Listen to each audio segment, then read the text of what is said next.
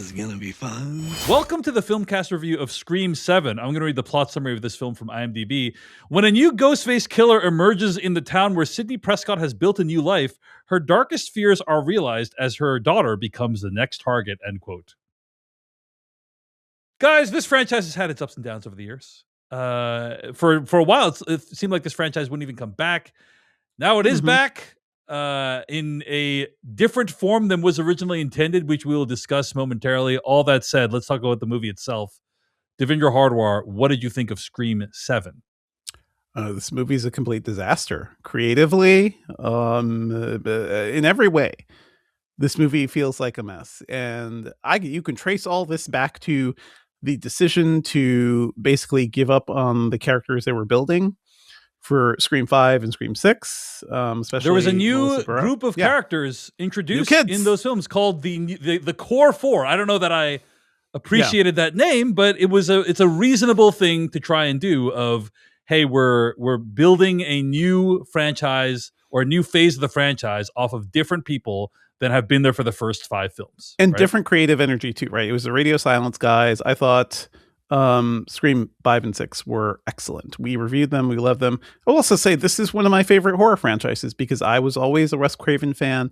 And I thought the way the original Scream deconstructed horror movies and slashers was freaking brilliant in the 90s. And, you know, it's had its ups and downs. There are aspects of Scream 2 and Scream 3 that I like quite a bit. But I thought Scream 4, also by Wes Craven, was also a lot of fun. So I've got a lot of love for this franchise. Got a lot of love for Neve Campbell and everybody.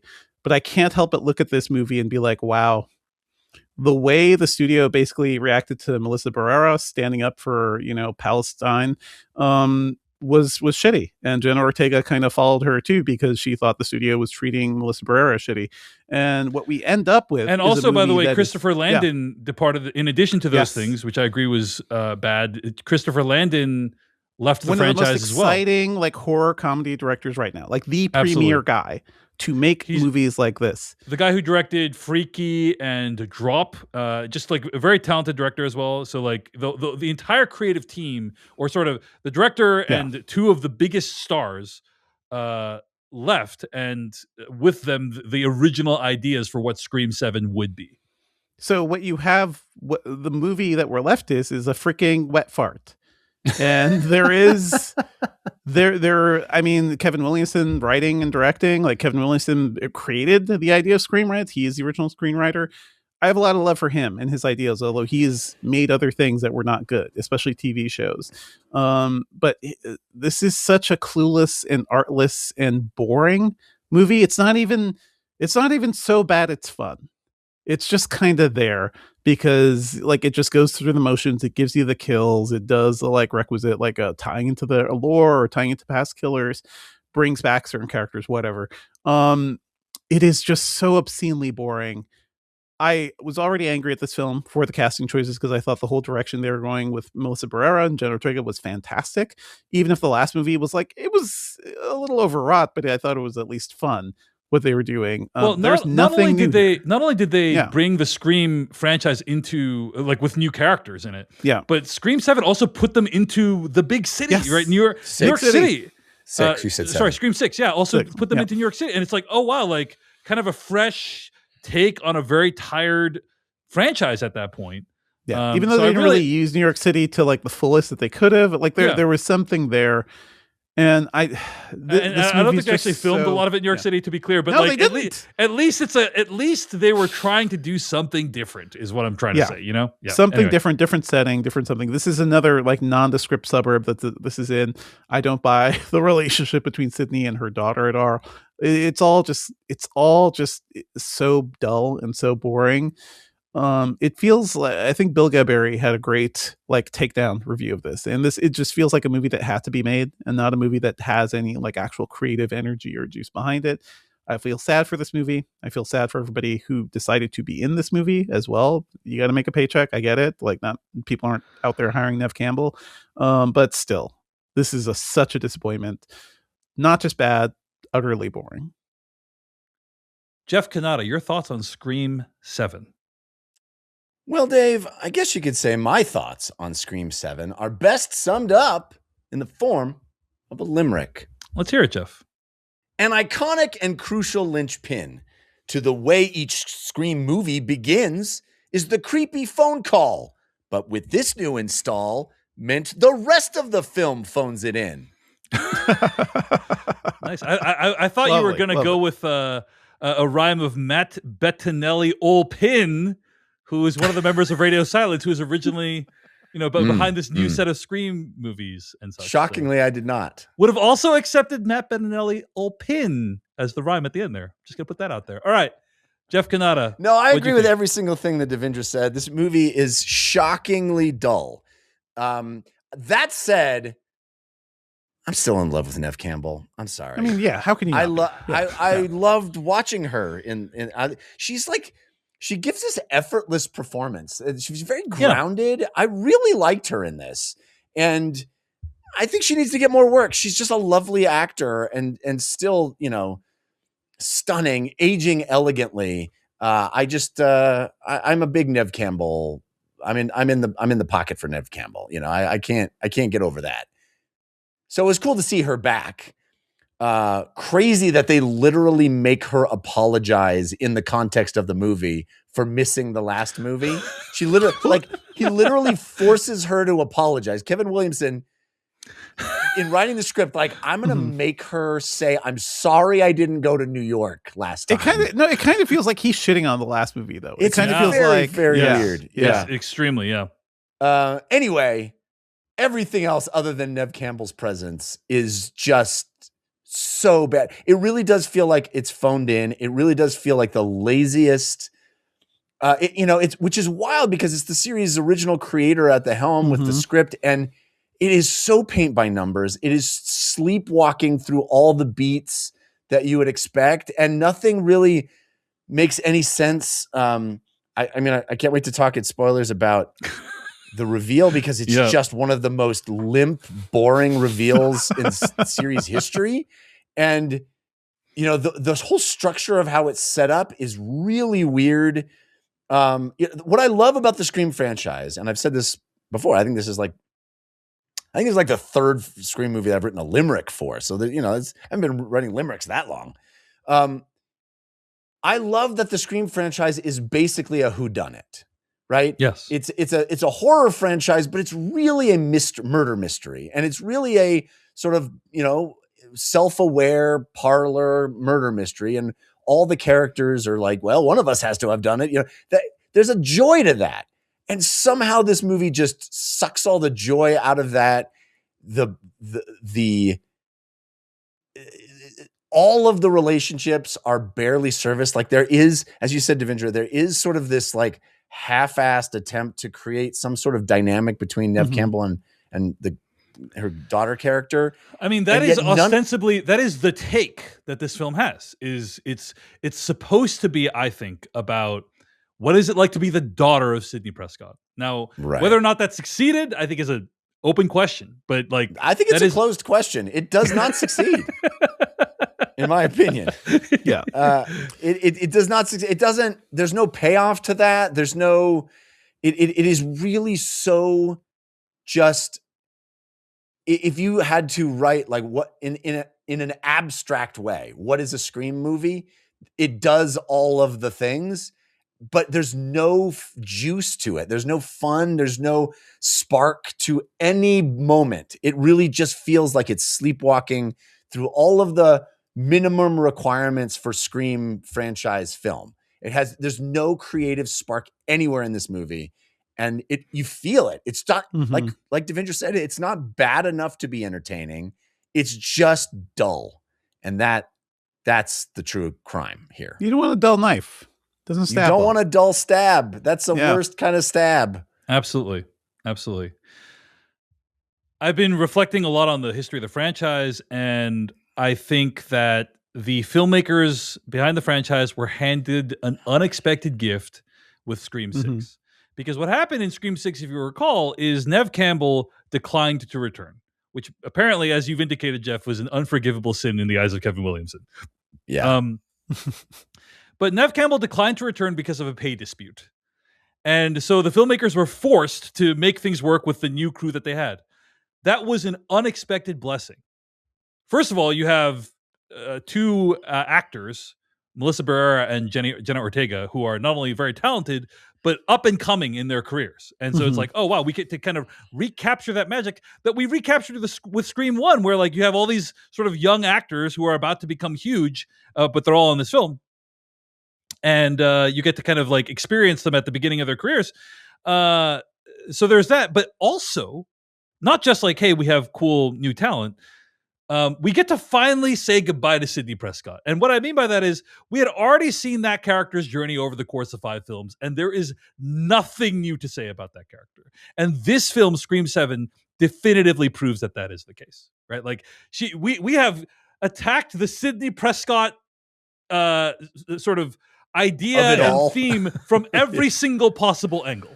She has a new brother, right? Yeah, secret brother. She has a secret brother. She has a secret mom who's doing stuff that's bad, and she doesn't know any. Like we've done everything. Yeah. And so it was actually good that the franchise moved on from Sidney Prescott. Melissa Barrera made a bunch of posts in solidarity with Palestine and other things of that nature. I think that history will be kind to the post that Melissa Barrera made in general. Yep. Not everything necessarily, but in general. And as a result, she was removed from the franchise. Jenna Ortega left, Christopher Landon, the director, left. And then the filmmakers were scrambling. They were like kind of in a corner. They had to like and then Neve Campbell comes back in, despite not really having worked very much over the course of the last 5 years. She now has a lot of leverage, right? She can be like, hey, I want, like, you guys need help, and I can give it, and I'm going to ask for a lot of money. And she did. She apparently was paid $7 million for this film, which is very good. But the problem with that is the movie's about Sidney Prescott again. And I thought we had already left that behind. And so not only was it arguably wrong to eject Melissa Barrera for her post, but also artistically, it was the wrong decision to get rid of them for this franchise. Mm-hmm. And I think that that is a real shame, because what has ended up happening is a movie that is completely devoid of any new ideas whatsoever. I think that even at their worst, the Scream films tried to be about something. Like, hey, this is remember there was that Scream film that was like, this is a commentary about fandom. Fans can't be toxic. It's like, oh, that I love, like, it's so pointed against like, internet fandom and so forth. And I love that. And they've always been about horror movies in some way. About horror movies, about horror movie culture, about horror movie fandom. Right? It's always like has some kind of take on that. And this is a movie that not only doesn't have a take on that, in my opinion, it doesn't even seem to try to have a take on that. Like, it doesn't seem to even make an effort at doing that at all. It is an extremely straightforward slasher film, which is like, okay, even that is not the worst thing, but apparently zero thought has been put into the whodunit stuff. The way that AI is deployed in this film, and in conjunction with how the movie is marketed and who's in the film, is shameful, I would say. It's a blunder. It's like already feels outdated. Jeff is struggling to come up with words to describe how bad this is. I mean, like, it is. It's like you say AI deployed.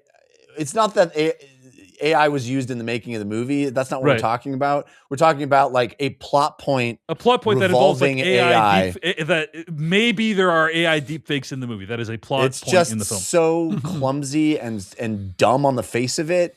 It reminds me of movies in the 80s or early 90s, that would clumsily attempt to incorporate the latest technology as a plot point, and just anybody that's familiar with the technology would just be groaning. That's kind of how it feels. Like in 2 years, this movie is going to seem so stupidly outdated.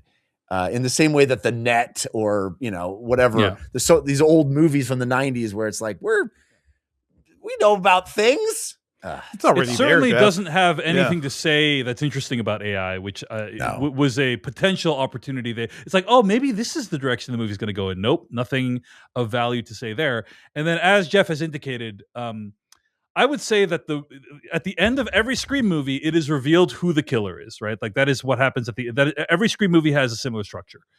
The reveal at the end of this film, which we will not say who it is before spoilers, I would describe it as insulting. I would describe it as fart. I would describe it as your time as a viewer was not respected.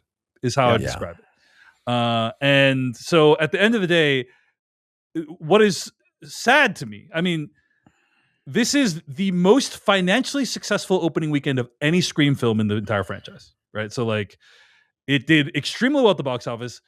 However, because it is so bad, I have a feeling the next one is not going to do as well. You know, that's generally how these things go. It's sending the wrong signal to the makers of these movies because it's riding the wave of 6, which was actually pretty fun. Mm-hmm. And the only, I agree with everything you said in setup, Dave. I just, in addition to the fact that it was a step backwards for the franchise that seemed to be moving forward. Yes. Which I do not disagree with at all. I think there is a world where you could make another Sidney Prescott Scream interesting. Sure. This movie just did not try.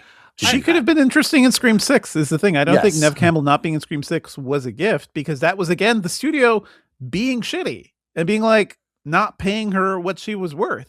Well, it certainly was not an intentional gift. That's what I'm saying. It's like, sometimes we hear many times in history about filmmakers forced into a challenging situation, right? And they have to make lemonade out of a challenging situation. And I think they're like, oh, wow, they did a very reasonably good job with Scream 6, in my opinion, given no Neve Campbell. But it's also an opportunity to like, hey, let's carry on the franchise like in a different direction. I don't know if you guys heard, we can talk maybe in spoilers, but like about some of the plans that they had originally had for the Melissa Barrera character were like pretty interesting in my opinion. And it's really a bummer that they didn't come to pass. But anyway, so Jeff, I agree. It's possible.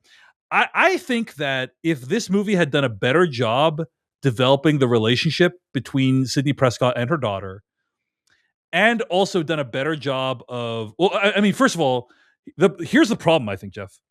Is this movie, Sidney Prescott is still the main character.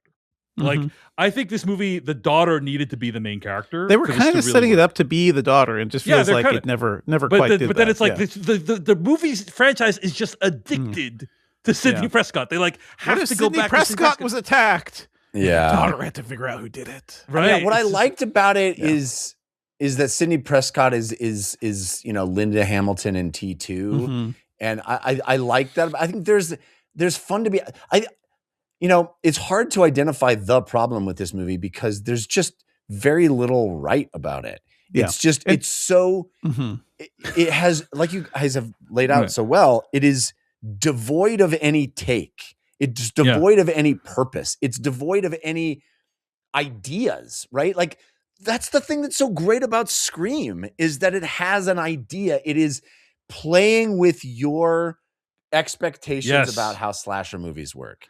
And also the characters have seen slasher movies before, which is like generally not a thing in horror films, right? Like people in vampire movies don't know what vampires are very often, right? And so it's like that's cool. It's meta, right?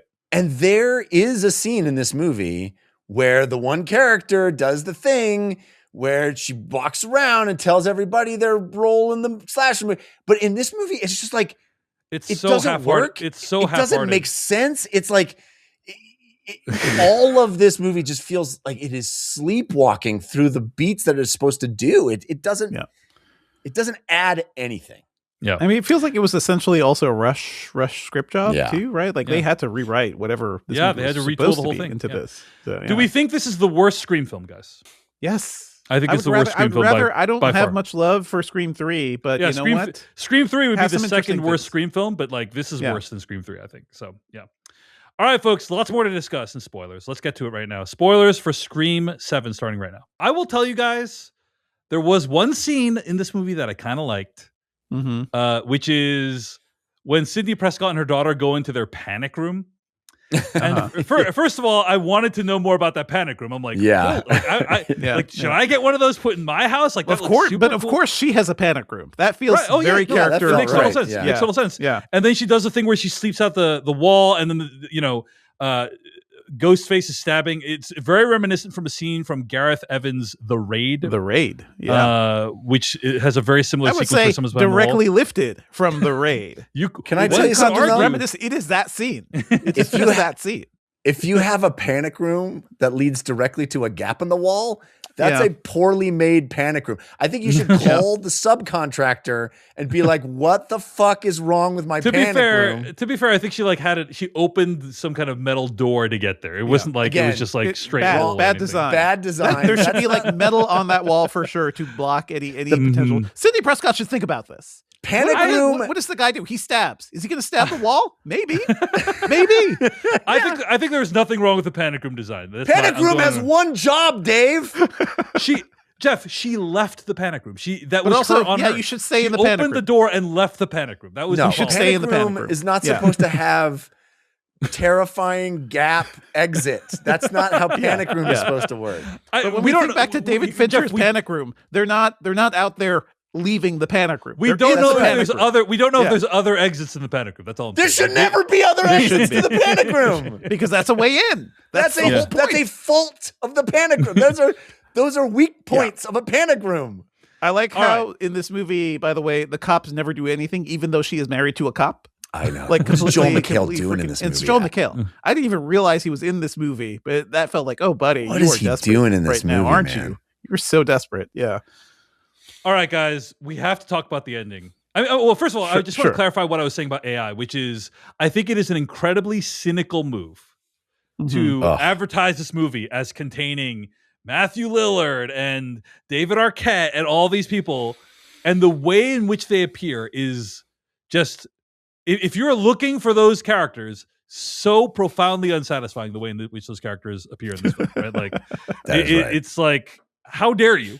How dare you? But also, we have to talk about the very ending of the movie, which is like, this is the worst Ghostface killer that there's ever been, right? Like, because you could have called it a mile away, because you called it as soon as that creepy ass character appeared in the movie. Well, like, yes, but this guy's too creepy. What's the up next door neighbor is not a character in the movie. That's the next door neighbor. Yeah, she's not a character in the movie. I'm talking about the guy from the mental hospital. Yeah, the guy is obviously him. He was obviously part of it. Yeah, the woman. You're right. The woman like is barely a character in the movie. But what it doesn't make sense because like her son dies as part of all. Oh well, she explains that. Fuck him. She explains that. She says, "Hey, too much like his dad. He's too much like his dad." Anyway. As we know, is what every woman feels about a son once she's divorced the dad. Yeah. Everybody knows that you, as a mother, you always turn on your kids once you've soured on the husband. Everybody knows that. That's a tale as old as time. You definitely are going to put that son's head through a extremely sharp, pointy beer dispensing thingy, right? Like. Unclear. Like, you know what's also weird about these is like, was that her doing that or was that the dude? It's got to be the dude. It's got to be the dude doing it. But why would you design it like that? The idea that we could imagine it was her doing it and that she would dress up to murder her own son is so patently, and that the explanation we give is, I didn't really like him anyway. Didn't like what? Yeah. But also, it was pretty obvious because when they punched in the security code for their little cafe, it was like, oh, it's the only other person who knows that security code, isn't it? Yeah, yeah. But like, this movie's so ball. The fact that she has maybe 2-3 lines tops before the big reveal that it was her, like that. There is no setup for that woman in the movie at all. Yeah. And it's one scene where she's like the friend, basically. Yeah. Go ahead, Jeff. Go ahead. Finish what you're saying. Her son has more. We know more about him. Yeah. It makes no. Like you said, Dave, it is insultingly bad. Like there is something kind of cool about, but like every single thing in this movie is clumsy. We know it can't be Matthew Lillard, Stu Macher.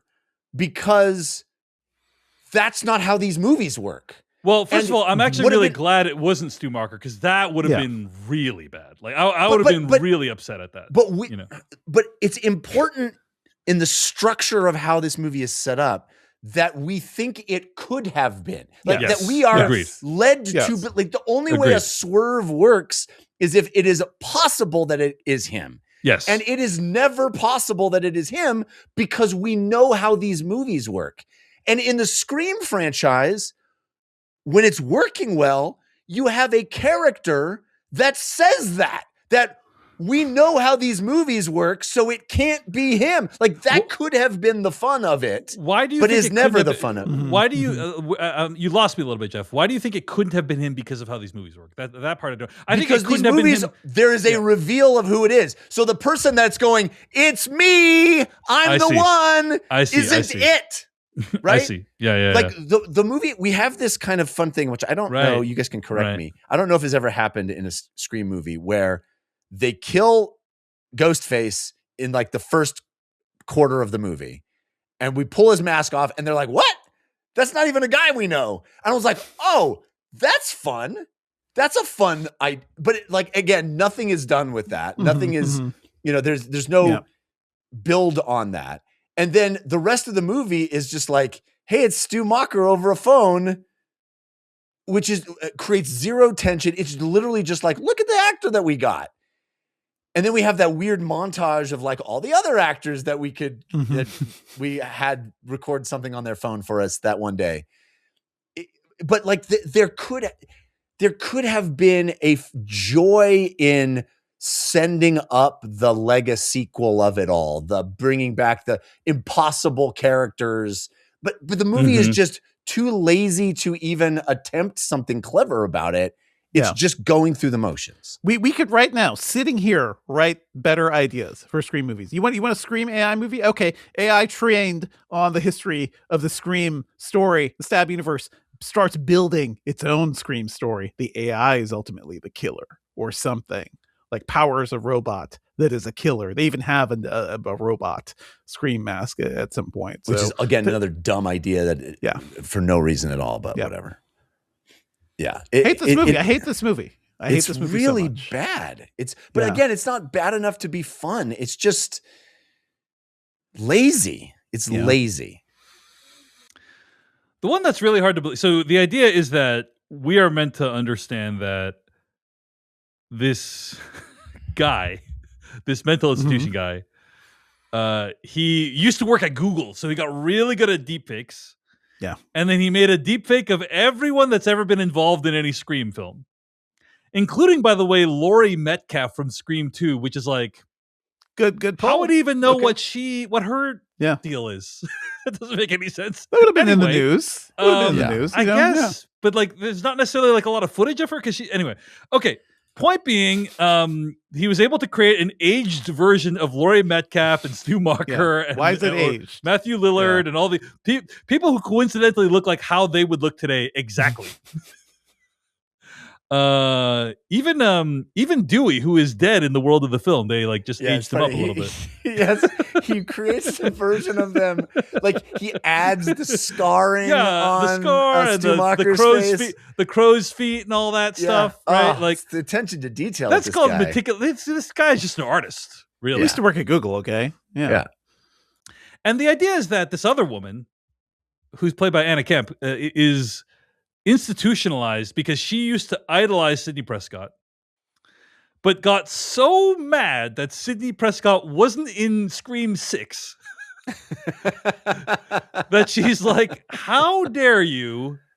I'm going to go insane and start killing people as a result of it. That is feel that her statement on fan culture. Her abusive husband made that happen too. Okay, I guess, right? Like, I know that's why she started. Well, anyway, Also, by the way, I think this is one of the films that has the least connection between the first, like the opening scene, and the rest of the film. Yeah. Right. Like.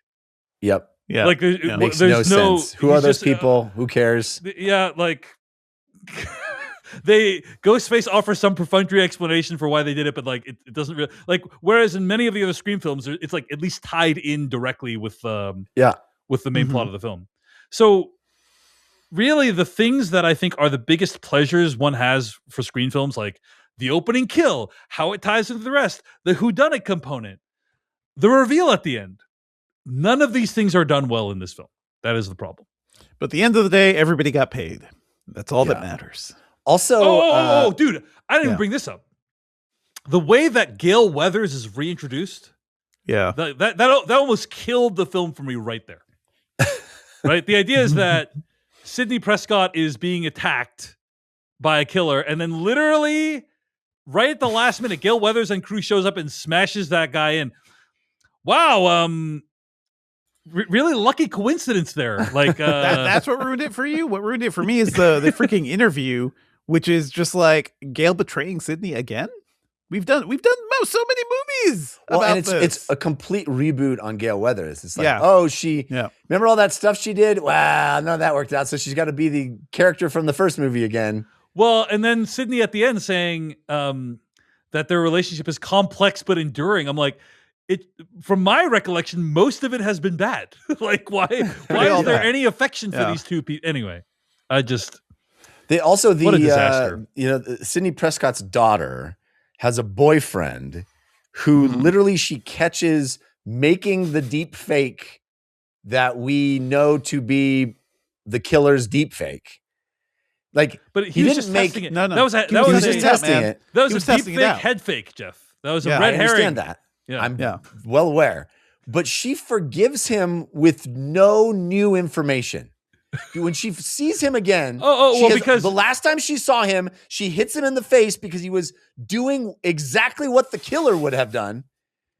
And then the next time she sees them, she's like, I'm so sorry. But there's a ghost face right there, though, Jeff. So in her mind, she's like, oh, he's not Ghostface. Yeah, now, she might not because we know from the Scream movies there can be only one because we already killed one. But there's always more. There's always freaking two Ghostface, though. Generally, at least two. Right, so it makes no sense that she forgives him with no new information. She leaves the boyfriend, and then Ghostface is right outside. Like Jeff, the normal human brain is going to conclude, so he's not Ghostface. Like sure. Now that would have been a very wrong. You and I know that that's a bad conclusion. I think anybody, yeah. I still saw you making the thing the killer made.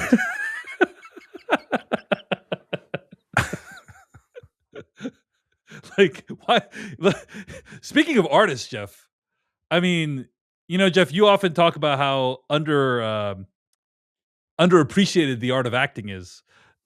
Sidney Prescott's daughter's boyfriend really committed to the part of the deepfake, right? Like he's like, I'm gonna fucking kill you, Sidney Prescott. Like you saw him acting in the little video. What should I do? Oh man, I gotta see if if a deepfake would work.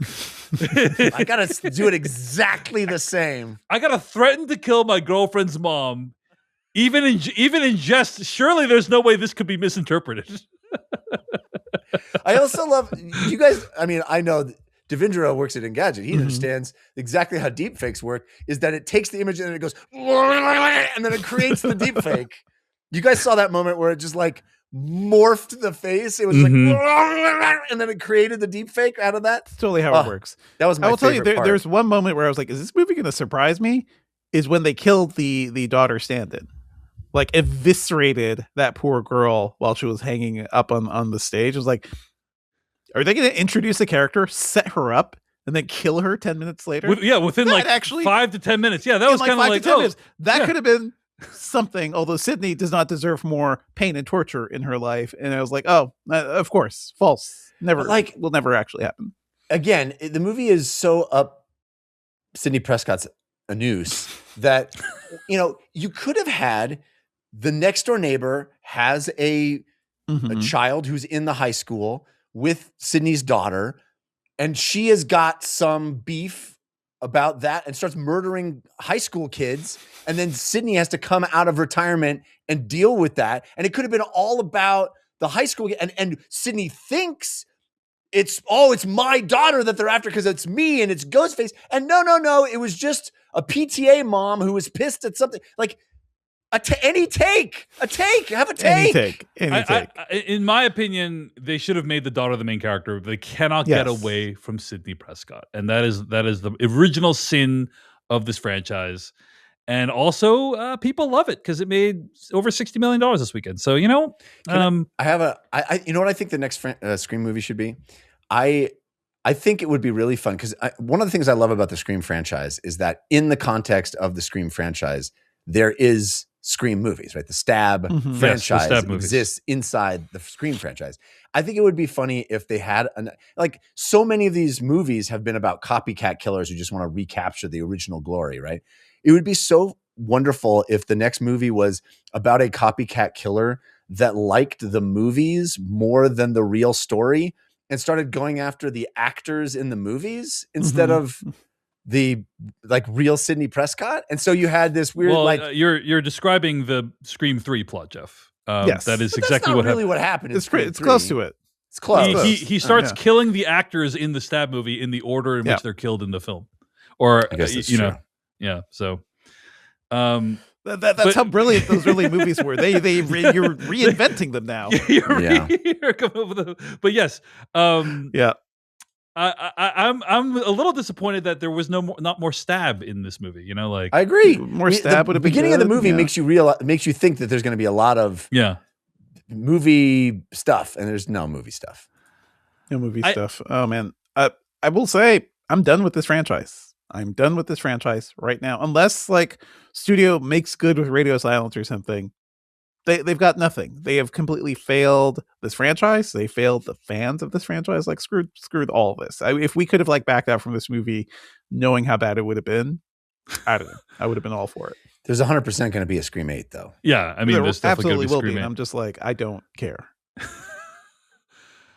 Well, that'll be a problem for future us to discuss. Yeah, that's a future us problem. We have a couple of wars to get through, and then we'll see. Then we'll see Scream 8. Until then, at the end of the day, despite every single thing we have said during the course of the last 37 minutes, it is really impressive that Kevin Williamson made a movie. Maybe it's not. Sometimes it's not. Sometimes, no. I just watched that Megadoc, and it's hey, even Megalopolis, one of the most catastrophic movies, a lot of work went into it. A lot of creative energy went into that movie. It took decades of creative energy. What does this movie have to show for it? Well, at the end of the day, it is still impressive that Kevin Williamson made a movie, in my opinion. I don't know. Thank you so much for watching this video of the Filmcast. Check out these other videos that we have available, and be sure to hit like, subscribe, and hit that bell icon to get other videos from us in the future. You can also go to thefilmcast.com to catch all of our audio podcast versions of all of our episodes. And support this podcast at patreon.com/filmpodcast, where you can sign up for ad-free episodes and exclusive After Darks. Thanks so much to everyone who makes the Filmcast possible.